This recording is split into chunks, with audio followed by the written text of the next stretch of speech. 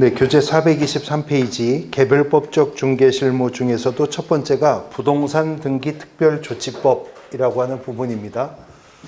부동산 등기 특별조치법이라고 하는 법의 정체성에 대해서 먼저 좀 설명을 드리려고 하는데요. 우리가 주택 부동산 등기 특별조치법입니다.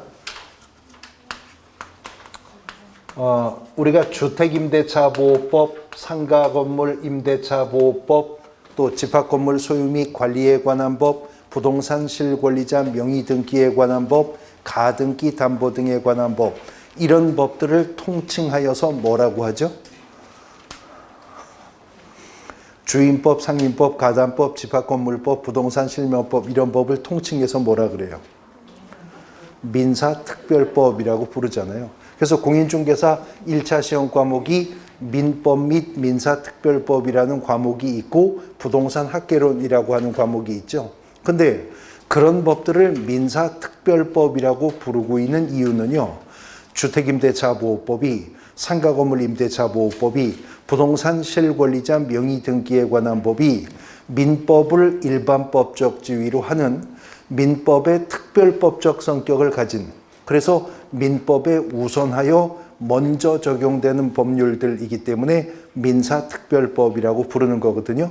그런데 그 민사특별법 소단원 중에 부동산 등기 특별조치법은 없죠. 이종근 교수님이 강의 안 하죠. 이건 공시법 시간에 이제 공부하실 부분이거든요. 그래서 이 법은요, 민사특별법은 아니고요. 즉 민법에 우선하여 적용되는 관계의 법은 아니고 이런 형태의 법을 일컬어서 민법의 부속법률이라고 합니다. 그러니까 민법에 우선하여 적용되는 법이라는 건 아니고 민법이 규정하고 있는 권리관계 등을 실현하는 구체적인 내용을 담고 있다. 그래서 이런 법들을 일컬어서 민법의 부속법률이라고 하거든요. 근데 이 부동산 등기 특별조치법이 담고 있는 내용은 세 가지입니다. 첫 번째는 등기 신청 의무에 관한 규정이고요. 그 다음에 두 번째는 계약서 검인 제도에 관한 부분, 그리고 세 번째는 우리가 중간생략 등기라고도 말하죠. 미등기 전매를 금지하는 근거 규정을 부동산 등기 특별조치법이 담고 있는데, 민법이 법률 행위로 인한 부동산의 물권의 변동은 뭘 해야? 예, 등기를 해야 효력이 발생한다고 하죠. 그 등기 신청 의무 규정을 부동산 등기 특별조치법이 담고 있어요. 그래서 부동산 등기 특별조치법은 다 60일 이내에 등기 신청하랍니다. 계약 당사자 간의 상호 대가적 채무관계가 발생하는 이른바 쌍무계약이라면 반대급부 이행이 완료된 날로부터 60일 안에는 등기 신청해야 된다. 그 다음에 증여와 같은 편무계약이라면 계약의 효력이 발생한 날로부터 60일 안에 등기 신청해야 된다. 소유권 보존 등기 신청도 다 60일 이내에 하도록 하는 등기 신청 의무를 규정하고 있고요. 지금까지 중개실무편에서 출제된 부특법의 거의 대부분의 내용은 부특법 3조 1항이 규정하고 있는 계약서 검인제도였었는데, 이 계약서 검인제도는 우리 과목에서 20회 공인중개사 시험까지는요, 매년 출제가 되었어요. 매년 꼬박꼬박 한 문제씩 문제가 출제가 되었었는데, 부동산 거래 신고제도가 도입이 되면서 출제 비중이 확 떨어졌습니다. 그래서 이제는 몇 년에 한 번 정도 검인제도 관련된 문제가 출제가 되고 있는 상태입니다. 부동산 등기 특별조치법 3조 1항에 계약서의 검인제도에 관한 규정을 두고 있거든요. 그 부동산 등기 특별조치법 3조의 검인제도를 간략하게 이번 과정에서 그냥 소개만 할 건데요. 부특법 3조 1항에 이렇게 규정이 되어 있어요. 계약을 원인으로 부동산에 소유권이 이전이 되는 경우라면 그 계약서 등에다가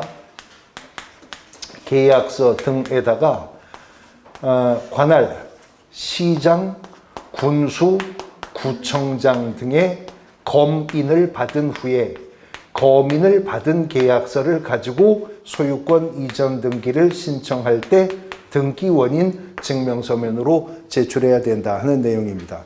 자, 보십시오.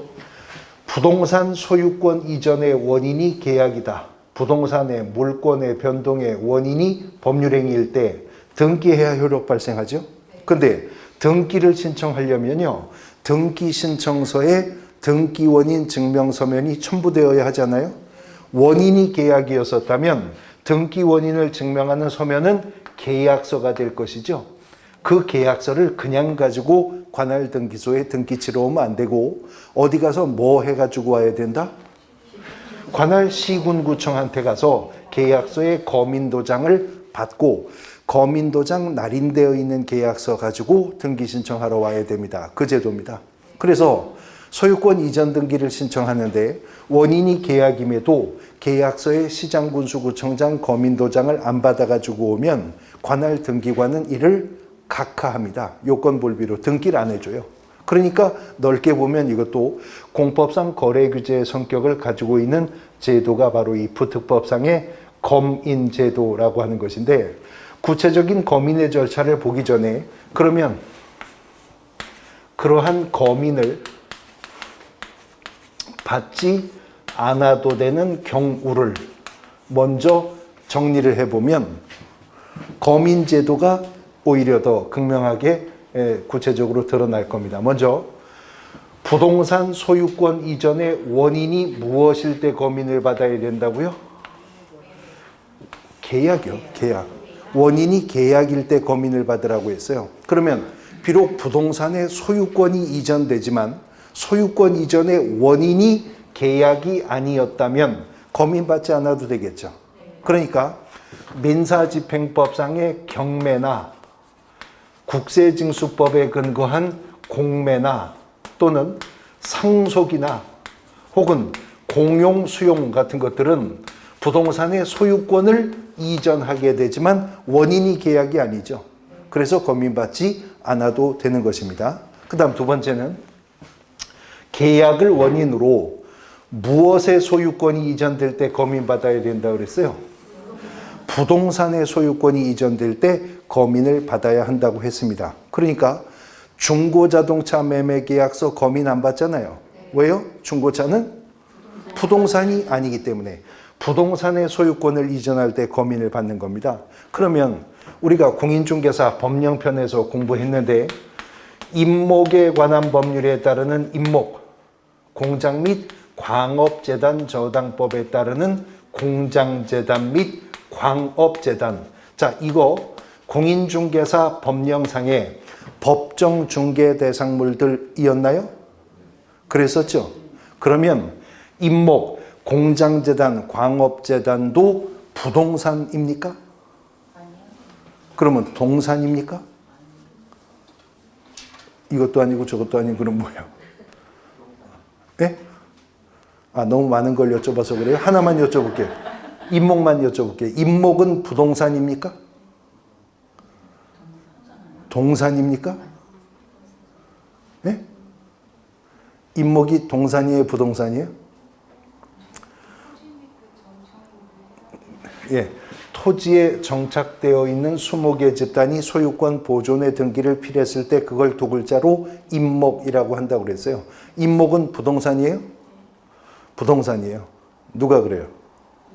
임목법이 그래요. 임목은 토지와는 별개의 독립한 부동산으로 한다고 임목법이 규정했어요. 공장재단, 광업재단 부동산이냐? 부동산이래요. 누가 그래요? 공장 및 광업재단 저당법이 공장재단, 광업재단은 일체화되어 한 개의 부동산으로 한다고 했어요. 그런데 부동산 등기 특별조치법은 아까 제가 출발할 때 민법의 부속 법률이라고 했잖아요. 그래서 부동산 등기 특별조치법에서 말하는 부동산은 민법상의 부동산으로만 한정되는 겁니다. 민법 99조가 말하는 그 토지 및 정착물인 건물만 검인의 대상이 되지 개별법에서 부동산으로 의제된 저런 것들은 검인의 대상이 되지 않는다는 거죠. 그 다음에 검인을 시장군수구청장에게 받으라는 것은 시장군수구청장과 같은 행정기관이 검인을 날인하는 과정에서 사인 간의 부동산 거래 사실을 포착할 수 있죠. 그러면 부동산 투기를 예방하고 거래 질서 문란을 막을 수 있겠다. 그래서 거민제도가 도입이 된 것이거든요. 그렇기 때문에 계약의 당사자가 국가나 지방자치단체 등일 경우라면 거민받을 실익이 없다는 거죠. 그때는 거민받지 않아도 된다라고 하는 것입니다. 그 다음에 계약을 원인으로 부동산의 소유권이 이전될 때 거민을 받아야 한다 그랬는데요. 이미 거민을 의지하는 다른 법이 있기 때문에 거민을 안 받아도 되는 경우가 우리가 지난주에 봤었던 부동산 거래 신고 등에 관한 법률에서요. 부동산 거래 신고요. 부동산 거래 신고를 필하면 매수인은 부특법 3조 1항에 따르는 거민을 받은 것으로 본다라고 하는 규정이 있었었고요. 그 다음에 토지거래 허가제도 또 우리가 지난주에 봤었는데 토지거래 허가를 받았을 때에도 매수인은 부특법 3조 1항에 따르는 거민을 받은 것으로 본다라는 규정이 있습니다. 부동산 거래 신고 등에 관한 법률에서 거민을 의제하는 규정이 2번 나오거든요. 그래서 부동산 거래 신고를 했거나 토지거래 허가를 받았다면 부특법상 거민은 받은 것으로 봐요. 근데 우리가 지난주에 부동산 거래 신고제도 공부할 때 토지 건물의 매매 계약이 체결되었다면 계약 체결일로부터 30일 이내 부동산 거래 신고해야 된다 그랬죠. 그 지역이 토지거래 허가 구역이기 때문에 토지거래 허가를 받았어도 부동산 거래 신고는 또 해야 된다 그랬어요. 그 토지가 농지여서 시군면자에게 농지 취득 자격 증명을 받았어도 토지 매매 계약이면 부동산 거래 신고는 하여야 한다고 했었다고요. 그래서 토지나 건물의 매매 계약이 체결되면 부동산 거래 신고를 안 해도 되는 경우가 지금 없다입니다. 심지어는 토지 매매 계약이 체결되었는데 계약의 당사자가 국가나 지방자치단체 등이어도 부동산 거래 신고해야 돼요? 해야 할 뿐만 아니라 그때는 국가 등이 부동산 거래 신고를 해야 된다고 했었죠. 그러니까 부동산 거래 신고를 필하면 거민은 받은 것으로 본다. 그래서 이 제도가 도입되는 해부터 부특법상 거민제도 출제 비중이 확 떨어져 버린 거죠. 왜냐하면 거의 대부분 부동산 거래 신고 하거든요. 부동산 거래 신고했다면 거민은 받을 필요가 없으니까. 그러면 거민제도는 완전히 사문화된 것이냐? 근데 그렇진 않은 것이요. 보십시오. 부동산에 소유권이 이전될 때 그 거민을 받아야 한다고 했습니다. 그러니까 주택 임대차 계약 거민 받아요? 안 받아요. 왜요? 소유권 이전하는 거 아니니까.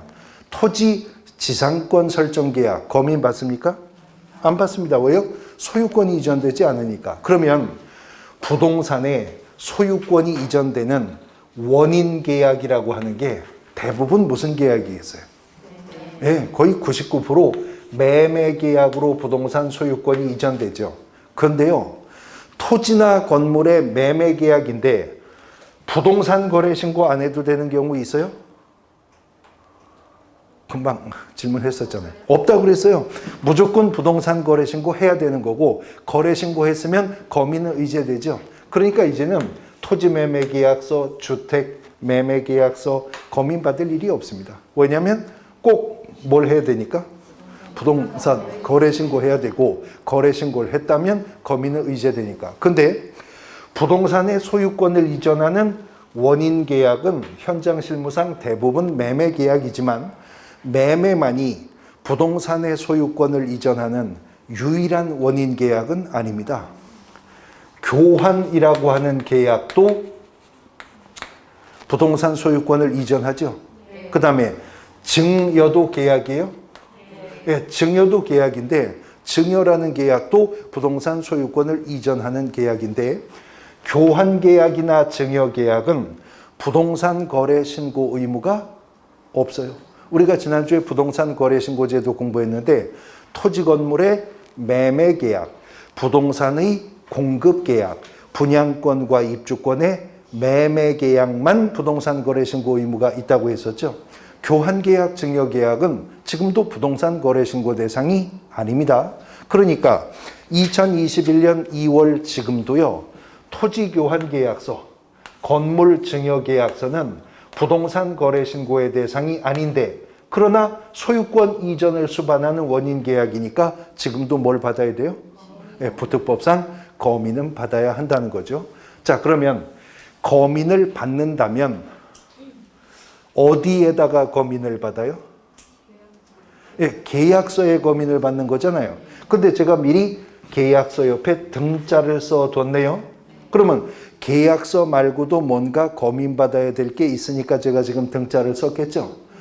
원칙은 부동산 소유권 이전의 원인이 계약일 때 계약서에 거민을 받는 거거든요.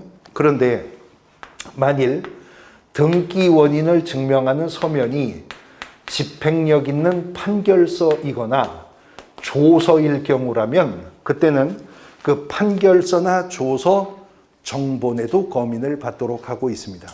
판결도 또 조서도 거민을 받도록 합니다. 그래서 계약서 등에 거민을 받는다라고 하는 겁니다. 자, 그럼 이거 어떨까요? 토지거래 허가구역 안에 토지거래 허가 대상 면적의 토지가 매매계약이 체결이 된다면 계약 전에 토지거래 허가 먼저 받아야죠. 왜냐하면 매매는 유상의 소유권을 이전하는 원인계약이니까. 그러면 토지거래 허가구역 안에 토지거래 허가 대상 면적의 토지가 확정 판결로 소유권이 이전됩니다. 토지거래 허가 받아야 될까요? 안 받아도 될까요?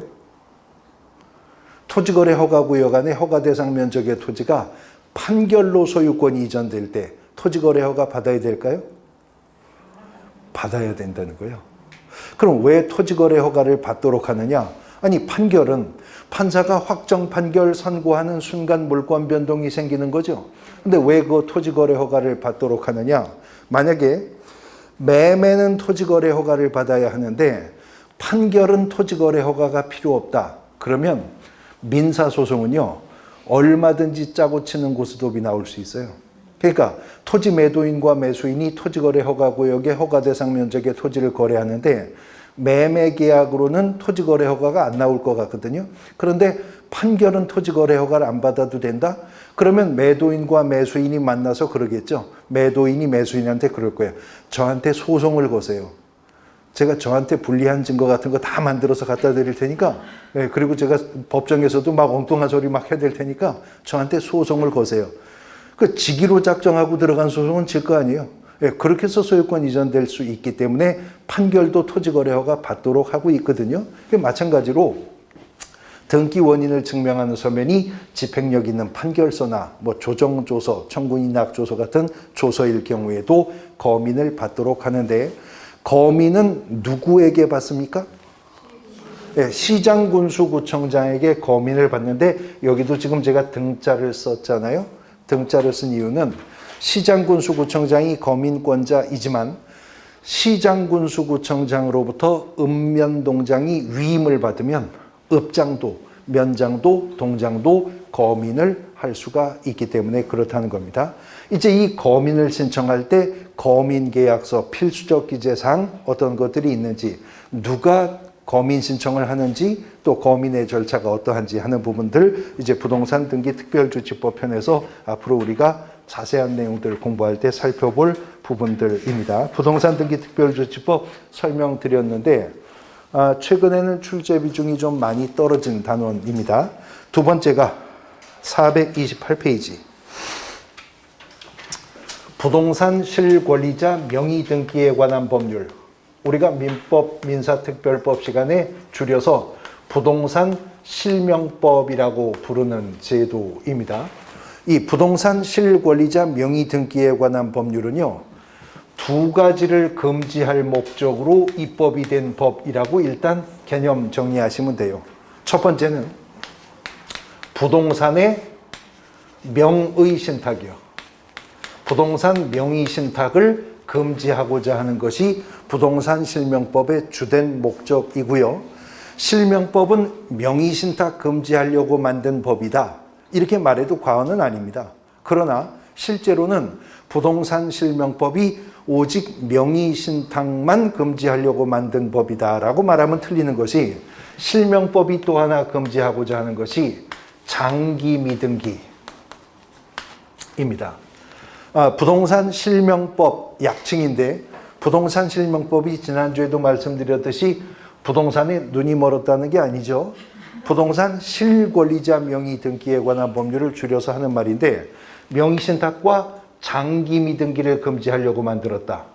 그러면 장기미등기가 뭐예요? 장기미등기.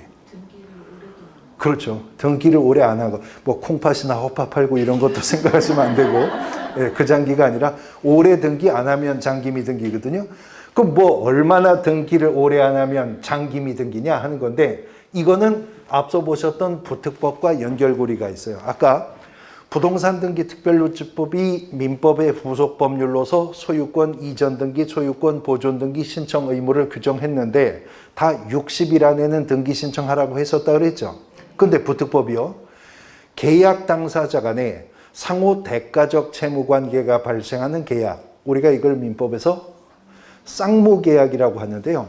쌍무계약일 경우라면 반대급부 이행 완료일로부터 60일 이내에는 소유권 이전 등기 신청을 해야 된대요. 그러면 우리가 지난주에 배웠는데, 토지 매매 계약이 체결되었다. 부동산 거래 신고해야죠. 언제까지? 예, 그건 계약 체결일로부터 30일 안에 해야 돼요. 근데 토지 매매 계약이 체결되었으면 법률 행위로 인한 부동산 물권의 변동이니까 등기해야죠. 등기 신청은요, 잔금 지급일로부터 60일 안에 해야 돼요. 반대급부 이행 완료일이 잔금 지급일이니까. 그러면 잔금 지급일로부터 60일 안에 등기 신청하지 않으면 이 사람은 일단 부특법상 등기 신청 의무 위반한 거죠. 부특법 위반이에요. 근데 60일 안에 등기 신청하지 않은 이자가요, 60일을 넘어서더니 의무 위반 기간, 혜택 기간이 1년이 지나 2년이 지나 3년이 되는 순간 이자는 이제 부특법상 장기미등기자가 되는 겁니다. 그러니까 쌍무계약이라면 잔금 치른 날부터 3년이 지났는데도 아직까지 이전 등기가 되어 있지 않으면 그 장기미등기라는 거죠. 그리고 실명법은 그런 장기미등기자는 명의신탁 관계에서 신탁자와 똑같은 대접을 합니다. 신탁자와 동일한 행정형벌, 신탁자와 동일한 행정 그 질서벌의 대상이 될 것이다 라고 하는 것이죠. 실명법의 핵심이 되는 내용은 부동산 명의신탁인데요. 실명법이 금지하겠다는 부동산 명의신탁이라고 하는 것은 부동산에 관한 소유권이나 그 외 기타 물권을, 심지어 가등기까지 포함해요. 소유권이나 그 외 기타 물권을 대내적으로는 신탁자가 그대로 물권을 보유하면서 단지 등기부상의 명의만 수탁자가 갖기로 하는 내부적인 합의, 그 약정을 일컬어서 부동산 명의신탁이라고 합니다. 그런데 이러한 부동산 명의신탁은 부동산 실명법이라는 법이 제정되기 전, 김영삼 정부 때 들어온 법인데 제정되기 전까지만 하더라도 대법원 판례에 의해서 부동산 명의신탁은 유효성을 인정받아 왔었어요. 왜냐하면 어차피 우리나라에서 부동산 등기제도가 공신력이 있는 것은 아니기 때문에 그렇죠. 근데 가만히 보니까 이 부동산 명의신탁 행위가 주로 신탁자들의 조세 포탈, 법령상의 제한의 회피, 강제집행의 면탈, 재산의 은닉, 이런 수단으로 악용되더라는 거죠. 그러니까 부동산 등기제도가 공신력이 있는 것은 아니지만 소유권이나 그 외 기타 물권이 실권리자 명의대로 등기되도록 해야 그런 위법 행위들을 막을 수가 있겠다. 그러려면 실정법을 통해서 명의신탁을 금지해야 되겠다. 그 목적으로 만들어진 법이 부동산 실명법이라고요. 그래서 부동산 명의신탁을 금지하려고 만든 법이기 때문에 실명법은 명의신탁 약정을 무효로 합니다.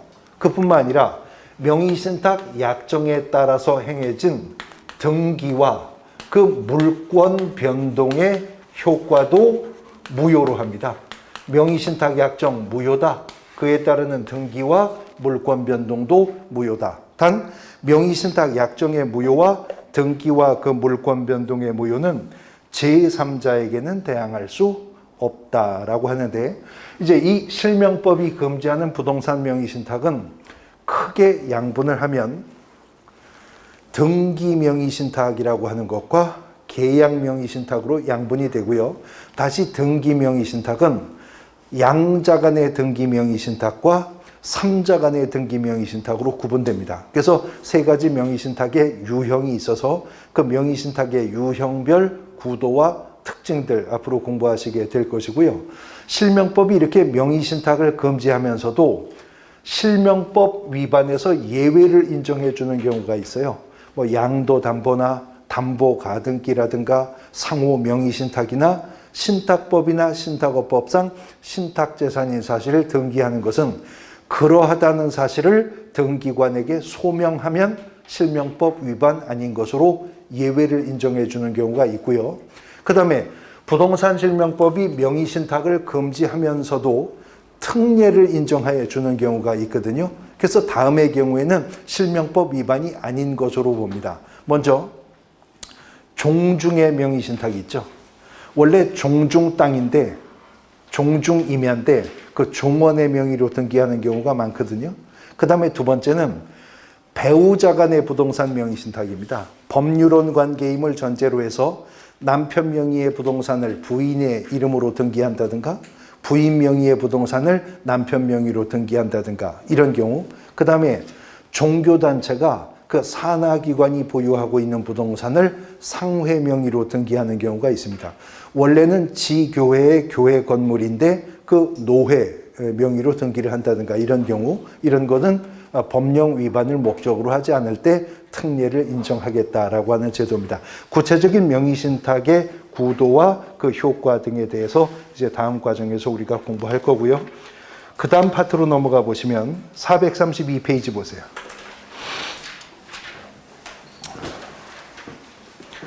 432페이지에 보시면 주택임대차보호법이라고 하는 법이 나오죠. 그리고 바로 이어지는 주택임대차보호법이 나오고요. 바로 이어지는 단원이 상가건물임대차보호법입니다. 455페이지에 432페이지에 주택임대차보호법, 455페이지에 상가건물임대차보호법이라고 하는 법이 있습니다. 그래서 우리가 줄여서 주임법, 상임법이라고 부르는데, 혹시 1, 2월 과정 민법 진도 지금 이 주임법, 상임법 나갔나요?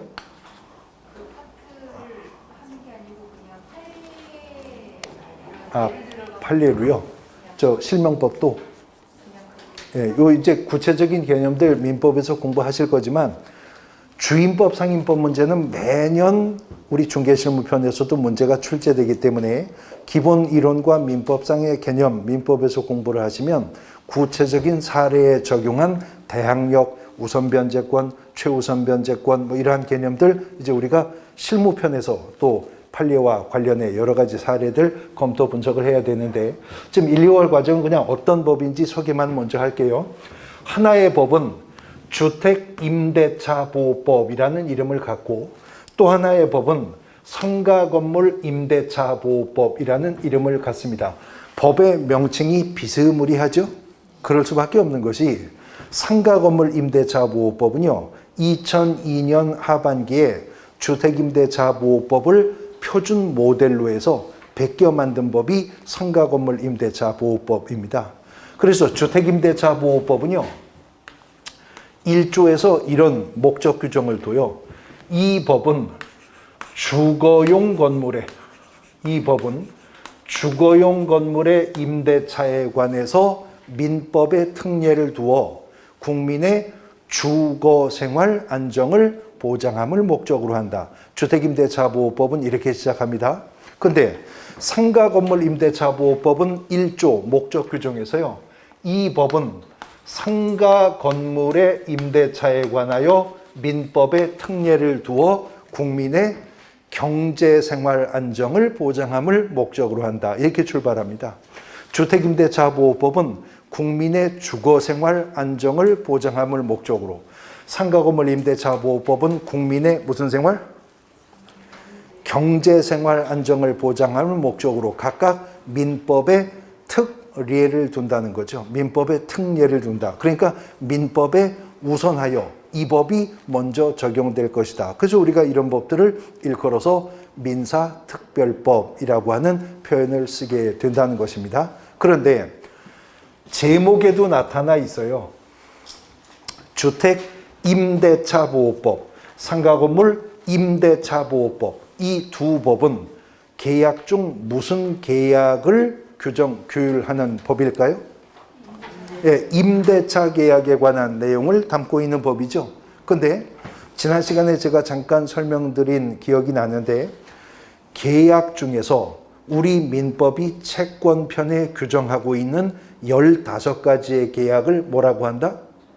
예, 전형계약, 다른 말로 유명계약이라고 한다고 그랬죠. 근데 우리 민법에는 채권편에 15가지의 계약이 있지만 그 민법에 규정된 15가지 계약 중에서 부동산 거래와 관련된 직접적인 계약은 3가지입니다. 매매, 교환, 임대차요. 그래서 공인중개사 민법 시험 범위는 채권 강론에서는 매매, 교환, 임대차 계약까지만 시험 보는 거예요. 그 외에 뭐 도급 계약, 고용 계약, 위임 계약 이런 건 민법 시험 범위가 아니잖아요. 근데 민법에 규정한 15가지 계약 중에 어쨌든 임대차 계약이 있는 거죠. 민법에 임대차 계약이 있어요. 근데 민법이 말하는 임대차 계약이라고 하는 것은 어떤 물건 소유자가요, 그 물건을 목적물 삼아서 타인에게 사용 수익해 하고 그 대가로서 차임을 받기로 하는 약정이라면 그 목적물이 무엇이든 간에 민법의 임대차 규정 적용할 수 있는 겁니다. 근데 가만히 보니까 그 임대차의 목적물이 주거용 건축물이거나 상가 건물일 경우에는 아무래도 건물주인 임대인이 세입자와 비교해 봤을 때 세입자가 경제적 약자죠. 사회적 불평등 관계이기 때문에 민법의 임대차 계약 규정을 액면 그대로 적용하면 건물 임차인들이 권리 침해받을 위험성이 너무 크니 주거용 건물의 임대차나 상가 건물의 임대차만큼은 주택임대차 보호법이나 상가 건물 임대차 보호법이 민법에 우선하여 먼저 적용을 하겠다는 거죠. 누구를 보호하려고? 임차인을 보호하려고. 그래서요, 주택임대차 보호법이 다시 언급합니다. 1조가 이 법은 주거용 건물의 임대차에 관하여 민법에 특례를 둠으로써 국민의 주거생활 안정을 보장함을 목적으로 한다. 그러면 임대차 목적물에서 주거생활을 영위하는 주체는 누구예요? 임차인이죠. 결국 주택임대차 보호법은 주거용 건물에 임차한 임차인을 보호하기 위해서 만든 법이라는 걸 알 수 있죠. 상가건물 임대차 보호법은 상가 건물에 임차해 있는 임차인을 보호하기 위해서 만든 법이라는 걸 알 수가 있습니다. 그러니까 임대차 계약 당사자 중에서 어느 쪽을? 임차인을 보호하기 위해서 만든 규정이기 때문에 우리가 주택임대차 보호법, 상가건물 임대차 보호법의 정체성을 민법에 우선하여 적용된다고 해서 민사특별법이라고도 하지만 이런 주택임대차 보호법이나 상가건물 임대차 보호법을 편면적 강행규정이라는 표현도 써요. 임대차 계약의 당사자 중 어느 쪽? 임차인 쪽을 보호하기 위해서 만든 편면적인 법이면서 강행규정이라는 거죠. 강행규정이라는 말은 이 법이나 저 법에 위배되는 약정이라면 임차인에게 불리한 약정은 어떻게 돼요? 무효가 될 것이다 라고 하는 것입니다. 둘 다 임차인을 보호하기 위해서 만든 법입니다. 그러면 주택임대차 보호법이 작동하려면 임대차의 목적물이 무엇이어야 합니까? 주거용 건축물이어야 주택임대차 보호법이 적용될 수 있죠. 그런데 이 목적물이 주택임대차 보호법의 적용 대상인 주거용 건물이냐 아니냐 판단하는 기준이 무엇이냐라고 하는 것인데요. 일단 건물의 용도는 개업공인중개사가 중개대상물 조사 확인할 때 무엇으로 확인할 수 있죠? 건물의 용도가 무엇인지 건축물 대장으로 확인할 수 있잖아요. 건축물 대장에는 건축법 시행령에 따르는 건물 용도 분류 기준에 따르는 건물의 용도가 나오죠. 그런데 대법원 판례는요, 주택임대차보호법상 적용 대상이 되는 주거용 건물이냐 아니냐를 판단하는 기준은 건축물 대장으로 확인되는 건축법상의 용도 분류 기준에 따라 획일적으로 정할 문제가 아니라 임대차 계약 체결 당시 당사자 간에 합의한 실제 용도가 무엇이었었느냐가 우선적인 판단의 기준이 된다는 거예요.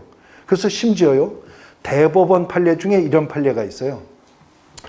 분명히 건축물 대장에 공장이라고 되어 있습니다. 그런데 건축물 대장에 공장이라고 되어 있는 건물을 임대차 계약을 체결을 할 때 임차인이 주거용을 목적으로 계약을 했고 실제로 임차인과 가족이 그 공간에서 가정공동생활을 영위해 왔다면 건축물 대장에 공장이라고 되어 있어도 그거 주택임대차보호법 적용 대상 된다. 이렇게 대법원이 판시하고 있습니다. 또 주택 중에 점포주택이라고 하는 거 있죠. 도로변으로는 점포를 차려놓고 안에서 이렇게 거주하는 거, 이런 점포주택, 즉 주거용 건물의 일부가 비주거용으로도 활용된다 해도 주택임대차보호법 적용 대상이 된답니다. 주거용을 목적으로 계약했고 임차인이 가족과 실제 가정공동생활을 영위하고 있으면요, 그 건물이 미등기 건물이어도 심지어 무허가 건물이어도 주택임대차보호법에 적용 대상이 된답니다.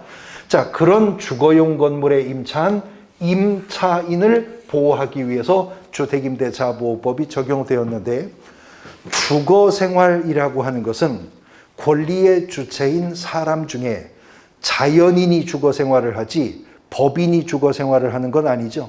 그래서 주택임대차보호법의 적용 대상이 되는 요 임차인은요, 국적은 불문해요. 내국인이든 외국인이든 주임법을 적용받을 수 있지만 원칙은 누구여야 한다? 자연인이어야 합니다. 자연인이어야 하는 것이 원칙입니다. 근데 항상 원칙이라는 말은 예외가 있다는 거죠. 그래서 주택임대차보호법은 국적은 불문하나 대상이 자연인이어야 하는 것이 원칙이지만 예외적으로 법인인데도 주택임대차보호법을 적용받을 수 있는 법인이 딱 세 가지가 있어요. 첫 번째는 토지주택공사나 지방공기업법상의 지방공사, 그리고 세 번째는 중소기업법상의 중소기업입니다. 그래서 토지주택공사나 지방공사가 국민주택기금 등을 재원으로 무주택 서민의 전셋집 마련을 위해서 토지주택공사나 지방공사가 임차인이 되는 경우 있을 수 있거든요. 그 다음에 중소기업이요. 중소기업이 자기 기업 내 직원들의 거처를 마련하기 위해서 중소기업 명의로 주택을 임차하는 경우 있거든요.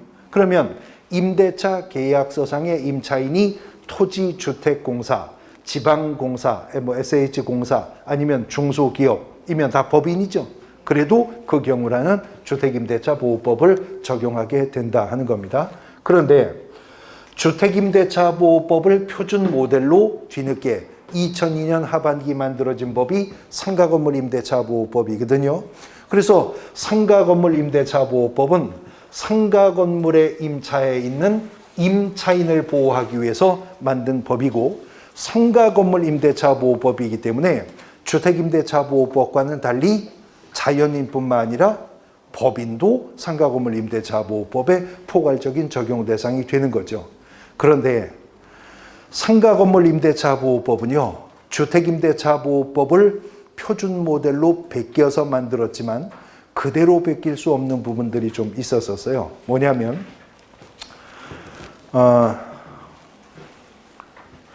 도곡동 타워 팰리스 아세요? 네, 도곡동 타워 팰리스에 보증금 25억 원에 임차한 임차인이 주택임대차보호법의 적용 대상일까요? 그럼 강남구 삼성동 아이파크 펜트하우스에 보증금 40억의 임차인이 있어요. 주택임대차보호법상 보호대상일까요? 그 서초동 트라우마하우스에 보증금 28억의 임차인이 있어요. 주택임대차보호법 보호대상일까요? 네, 다 보호대상입니다. 안 살아보셔서 잘 모르시나 본데 그거 다 주거용 건물들이에요. 네, 도곡동 타워팰리스든 서초동 트라우마하우스든 삼성동 아이파크든 다 주거용 건물이거든요. 주택임대차보호법은요. 주거용 건물이라면 미등기 무허가 건물이어도 주택임대차보호법을 적용하지만 초호화 고급주택일 경우에도 주택임대차보호법의 적용 대상이 됩니다. 그러니까 강남구 삼성동 아이파크 펜트하우스에 거주하는 임차인 보증금이 30억 원인데도요. 그 펜트하우스 그 아파트 아이파크 인수하고 삼성동 사무소 가서 주민등록 전입 신고하면 제3자에게 임차권 주장할 수 있는 힘, 대항력이 발생합니다. 그런데 주택임대차보호법을 표준 모델로 2002년 상가건물임대차보호법을 만들었는데 상가건물임대차보호법이 주임법을 따라해서 상가건물에 임차한 모든 임차인들은 등기가 없어도 일정한 요건을 갖추면 대항력이 발생한다. 확정일자 도장 하나 받으면 우선 변제권이 발생한다. 이렇게 해서 상가건물임대차보호법을 시행하잖아요. 그럼 어떤 문제가 생기게 되냐면 이 법이 시행되는 순간부터 이런 건물 저런 건물들의 담보가치가 폭락해버리죠. 은행에서 대출 안 해줄 거예요. 건물주한테. 뭐 임차인들 보증금 제일 먼저 다 우선 배당되면 뭐 건물의 담보가치가 있겠어요. 그러니까 베껴도 그대로 베낄 수가 없었다고요. 그래서 상가건물임대차보호법은 도입을 할 때 일단은 상가건물에 임차한 임차인이어야 되는데 상가건물에 임차한 임차인들 중에서도 소득세법, 법인세법, 부가가치세법 등의 사업자 등록의 대상이요. 사업자 등록의 대상이 되는 임차인을 상가건물임대차보호법은 적용 대상으로 하겠다는 겁니다. 그러니까요. 상가건물에 임차했지만 임차인이 사업자 등록의 대상이 아닌 임차인이 있을 수 있죠. 예를 들어서 교회나 사찰도요. 상가 건물에 들어오는 상가교회 있잖아요. 사찰도 상가 건물에 들어오는 경우 있죠. 그 다음에 뭐 종친의 사무실, 뭐 동창의 사무실 이런 거 있죠. 이런 것들은 사업자 등록의 대상이 아니기 때문에 상가 건물 임대차보호법의 적용 대상이 아닙니다. 상가 건물 임대차보호법의 적용을 받으려면 상가 건물에 임차했어도 사업자 등록의 대상이 되는 임차인이어야 돼요. 근데 이렇게 추려내도 너무 많더라는 거죠. 사업자 등록의 대상 거의 대부분이니까. 그래서 한 번 더 추렸는데 사업자 등록의 대상이 되는 임차인들 중에서도 환산보증금이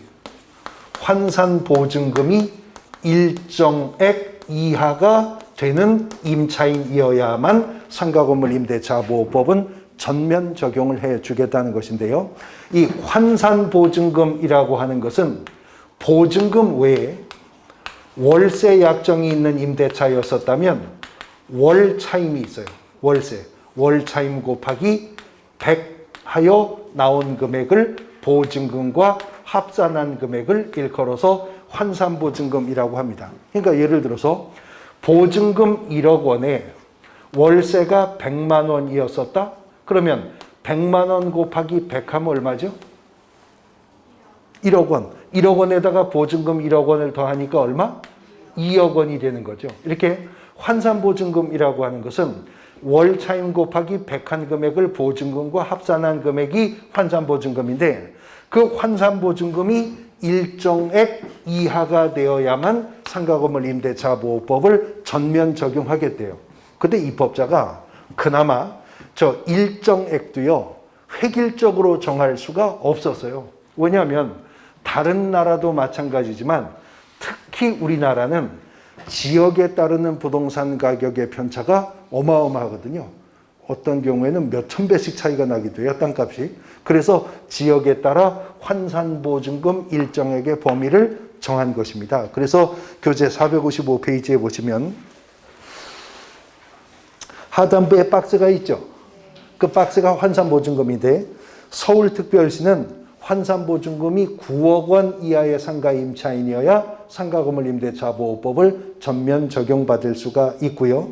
그 다음에 수도권정비계획법에 따르는 과밀 억제권역과 부산광역시는 6억 9천 이하, 그 다음에 광역시 지역과 세종, 파주, 화성, 안산, 용인, 김포, 광주 지역은 5억 4천만 원, 나머지 그 밖의 지역은 3억 7천만 원 이하가 되어야만 상가건물 임대차 보호법의 전면적인 일반적인 적용을 받을 수 있도록 하고 있습니다. 자, 주임법 상임법의 핵심 내용들만 좀 펼쳐볼 건데요. 자, 그런 적용 대상이 되는 주택임차인과 상가건물 임대차 보호법상의 상가임차인에게는 임대차 계약 기간에 최단 기간을 보장하는 규정을 주임법, 상임법이 각각 두고 있어요. 그래서 주택임대차 보호법은 4조에서 주거용 건물의 임대차에 관해서 임대차 계약 기간에 약정이 없거나 2년 미만으로 약정한 임대차는 그 기간을 2년으로 한다. 그래서 주택임대차 보호법은 임대차 계약 기간 최단 기간 2년 보장합니다. 그런데 상가건물 임대차 보호법은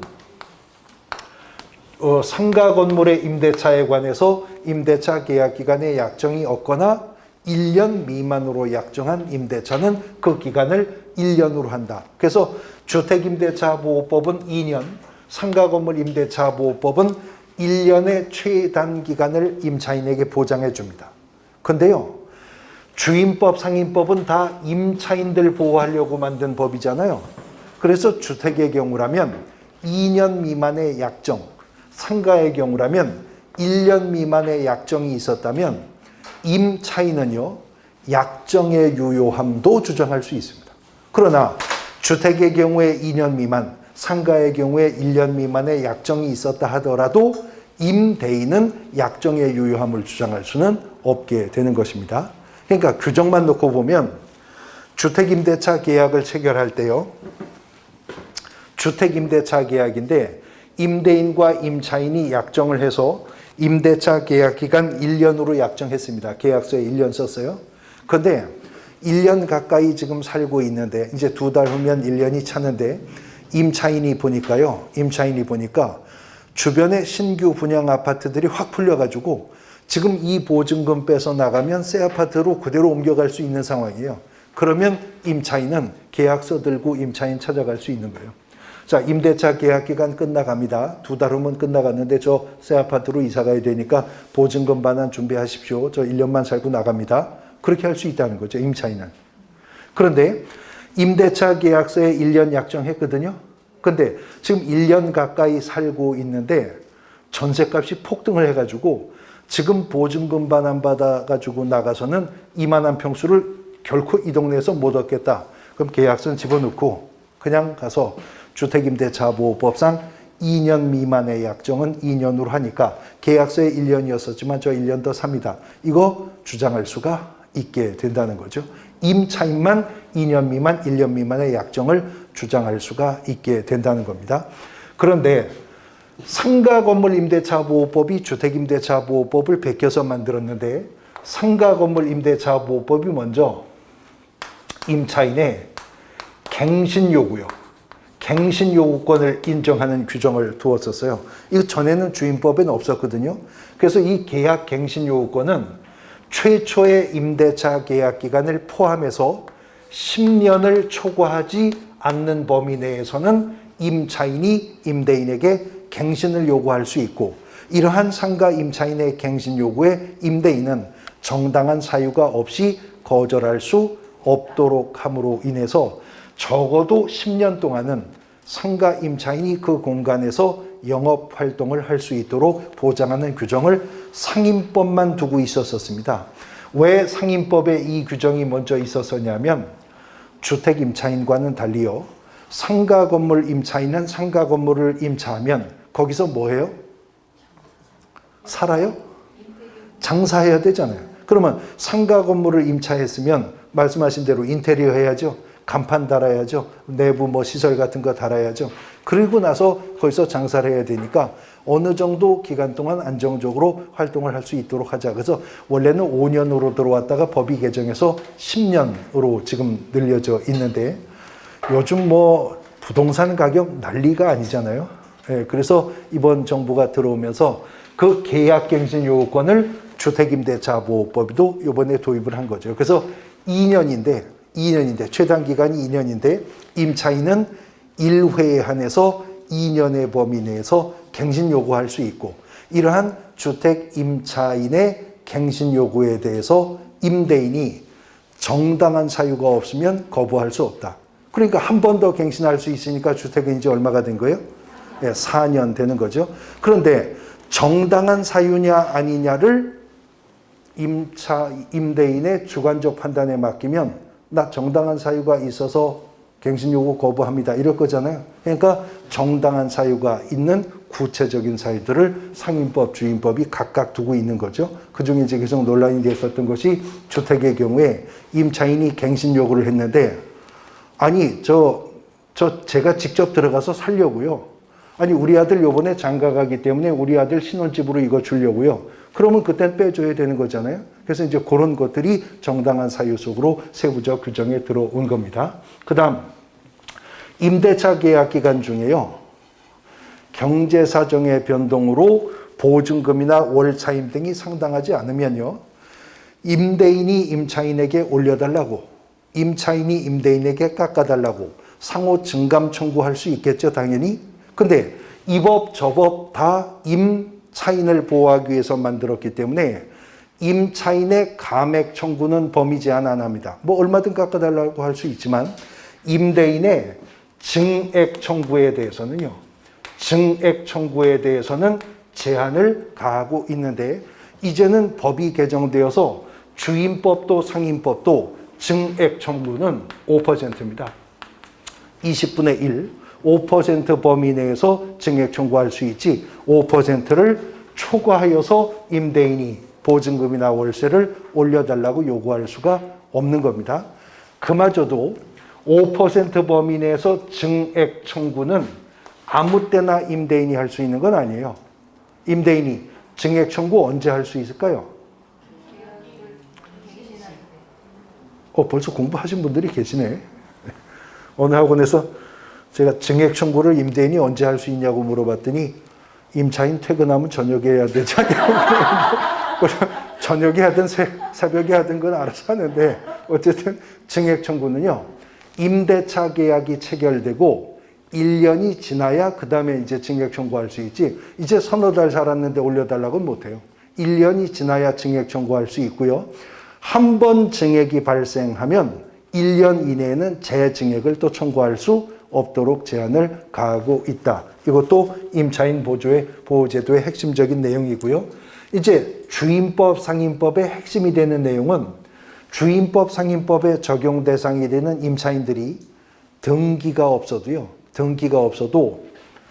주임법, 상인법이 요구하는 조건이 있습니다. 이른바 대항 요건이라고 하는 것을 확보하면 이 임차인에게 제3자에게 임차권을 주장할 수 있는 힘, 이른바 대항력이라고 하는 걸 인정하는데 그 대항 요건이라고 하는 것이 주택임대차보호법의 대항 요건은 주택의 인도 및 주민등록 전입 신고가 대항 요건, 요구되는 조건이 되는 것이고 상가건물 임대차보호법의 대항 요건은 상가건물의 인도 및 사업자 등록 신청입니다.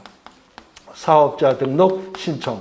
이 요건을 갖추면 그 임차인들에게 대항력이라고 하는 게 발생하는데요. 대항력은 언제 발생하냐면 요건을 확보한 이길, 다시 말해 다음 날 구체적으로 0시입니다. 이길 0시.